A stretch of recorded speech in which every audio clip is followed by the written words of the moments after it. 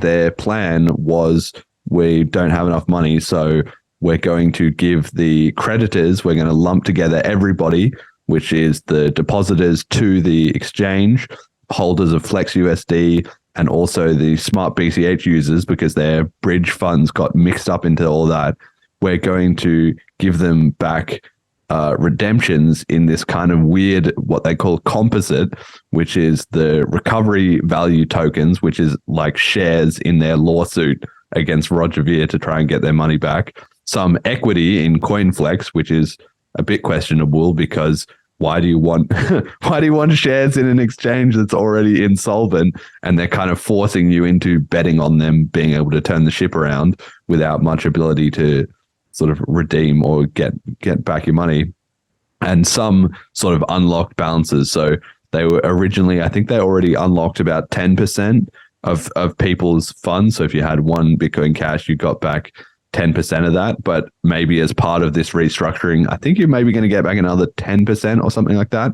But I don't know the exact number. But the idea is that you'll have got back a tiny minority of your funds, and then the rest will all be in these Roger Ver recovery tokens that depends on them winning a lawsuit, and equity in the exchange, which you may or may not want and isn't worth much if the exchange is still bust. So they published these announcements from the Seychelles court. So the main game still hasn't happened, which is going to be in the Hong Kong International Arbitration Center, where they're wrangling this all out. And part of the claims there has been that Roger has said, oh, okay, well, actually, you guys still owe me $200 million.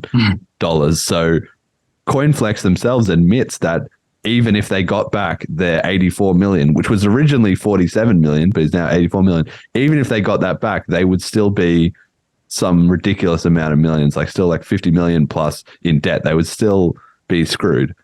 And then Roger says they then owe him 200 million on top of that.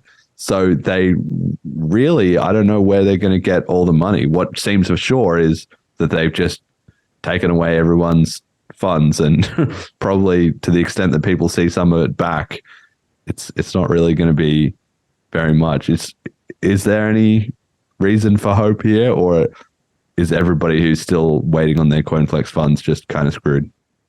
In my opinion, it's very unlikely that people see the return of the funds, and I think that is something that Roger Ver argued in the litigations and in the documents at court that he was fighting over. He said that basically the CoinFlex basically casted a vote for its users, saying, vote yes on this, and you'll see 20% of your funds come back. And Roger Ver said that this is an unfair way to cast that vote.